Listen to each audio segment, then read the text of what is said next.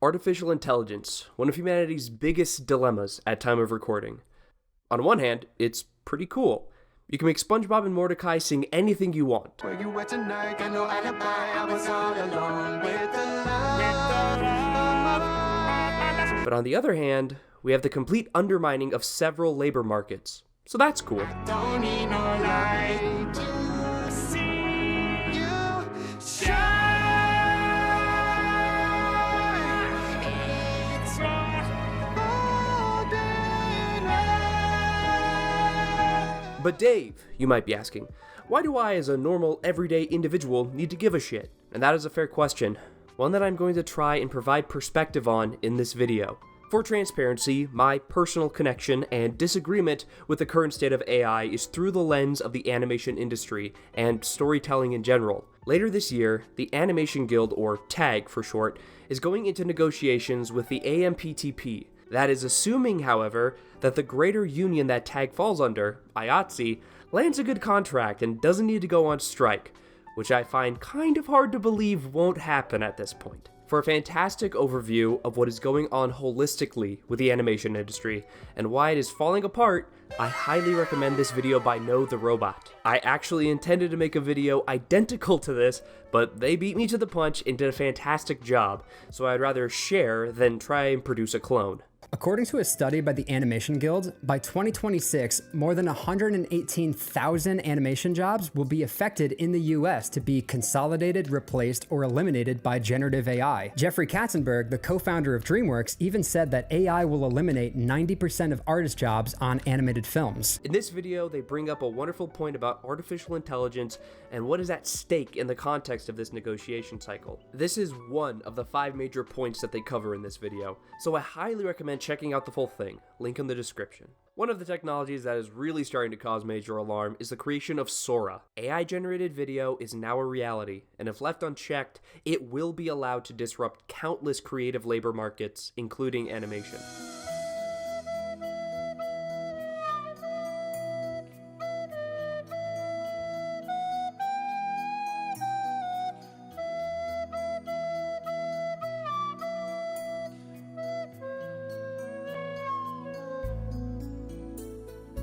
If you ask me, this shit looks passable, but it's not even close to what I would want from a visual storytelling experience.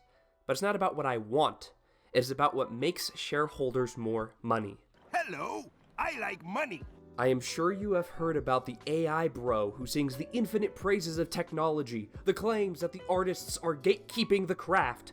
Looking at you, Corridor Digital, and they claim what they do is art too. Plus, they would more than likely have a taste of Elon Musk's little Elon if given the chance. Yeah, welcome.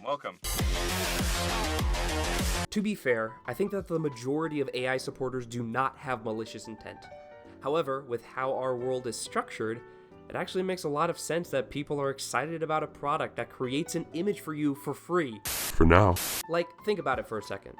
We live in the age of hustle culture. If you want to break out of the matrix, you gotta grind hard, build a business, master your brand marketing, and put in the work. So the hustle goblins need media that they can use to sell their businesses. And why would they want to pay an actual photographer and or artist to make something when they can get it free from Midjourney? And I want it for free! Now, this is not all entrepreneurs or individuals. Some people are more than happy to commission people to use their skills. However, there is a very real fact at play. The creatives that produce the media that is used for marketing, entertainment, and more have to survive, and therefore require payment. If you are someone trying to start a business, there are always a lot of upfront costs. In this context, AI can seem very appealing due to its cheap and easy to use nature. I'm not saying that it is right, but I am saying there is an appeal there, which I can understand. Also, with the creation of social media, we have become a glutton for content consumption. YouTube videos, like, subscribe, comment, share. TV shows, podcasts, movies, reactions to all of those mediums, reaction to the reactions. If there is more to be made and more to be watched, then it's gonna happen. And we have been witnessing over the past few years the mass production of content at lower and lower levels of quality. The thing is, there still has to be humans involved in the process as it currently stands. For animation, studios will pay the bare minimum to outsource studios in order to get their projects complete.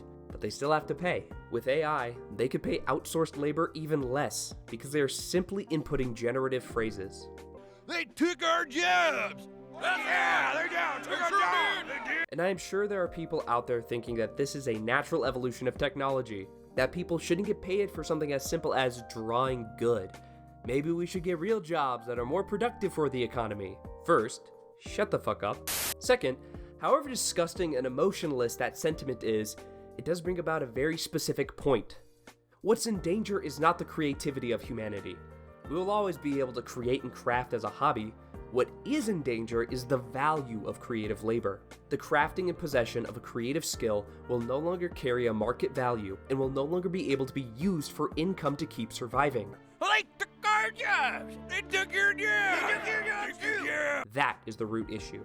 Artists know that there is not going to be a law passed that bans human creativity, but it will be another skill that is relegated to being nothing more than a hobby that you must find time to do, in what little time people have outside of working, commuting, and surviving. To me, restricting which labor is considered valuable due to tech disruption is already a huge issue that we have faced in the past. But it is a little different this time. When it came to car manufacturing, the machine replaced the manual labor side of things. However, the advent of AI is challenging the intellectual crafts of today. Believe it or not, being an artist and photographer requires a large amount of critical thinking. So if we can train AI to replace those types of jobs, we know what will be next. Essentially, the creative sector is serving as a canary in the coal mine for what people classify as skilled labor. Accountants, lawyers, software engineers, all of those real jobs are at risk of getting replaced or severely undermined due to AI. And honestly, the wave of replacement would be relatively fast, because many of these jobs do not have the protection of a union like a lot of the creative-focused jobs. But the most relatable issue for the common person is the punishment consumers will face. We live in a world where people say that consumers decide what is viable for companies to create. However, if a majority of the market involves AI, how are people supposed to ethically consume? The answer? We can't.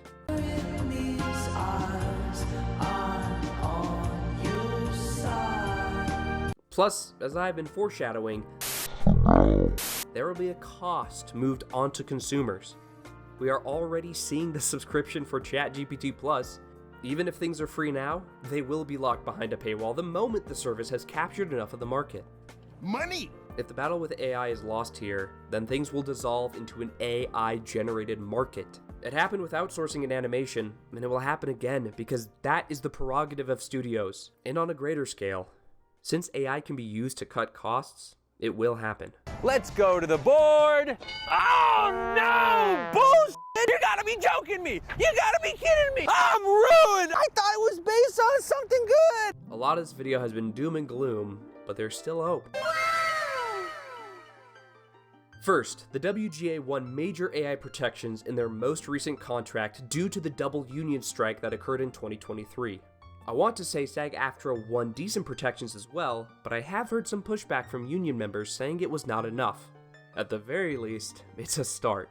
As I said earlier, there is a chance for a strike to occur later this year if it comes down to it, and the workers in the IATSE unions and TAG are going to need a lot of public support should it come to it. I have listed a link in the description to the Entertainment Community Fund and the Union Solidarity Coalition. If you are able to donate, please do so. On a different and slightly surprising note, we've got copyright on our side. There has been legal precedent set for AI-generated works. Simply put, AI-generated works cannot be copyrighted. This causes an inability for AI-generated IP to have the same legal protections that current copyrighted creations have. This is a turnoff for many companies, but I am sure it is something that will be challenged in the near future.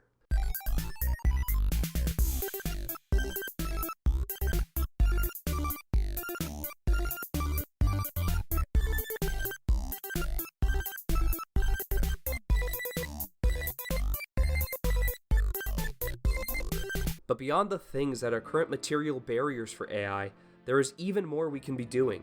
I think it is foolish to try and ban AI or try to put the chaos back into Pandora's box. Therefore, the real issue is the lack of ethical creatives in the space. Like every piece of technology, there is a development path that enables it to become an assistive tool.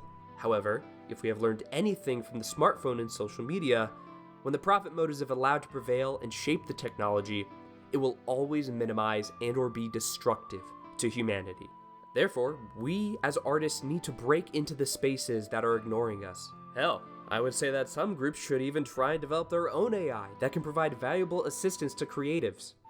Imagine if we had a tool that could analyze the perspective of our drawings in order to critique the perspective of complex forms. The same could be done for color theory, scripts, editing sequences, and more. I do not know how difficult it would be to create these varieties of tools, but they are definitely more human enhancing than the generative AI that has been developed in recent years. Another key thing we can do as a society is acknowledge the point I brought up earlier, that if we allow AI to replace creatives, other non-manual skilled labor will be next. Another way to directly support the creatives in the animation industry who are trying to push back against the draconian studios is supporting indie animation. 3 of the studios I have been following are Studio Flimpo, Jellybox Studios, and Orange Blossom Studios. To start, Jellybox Studios is currently creating short-form animations for their series, No XP. They recently funded the next season of content and are actively releasing it. I am sure there will be another round of funding in the future, so please check them out and support what they are doing now and what lies ahead.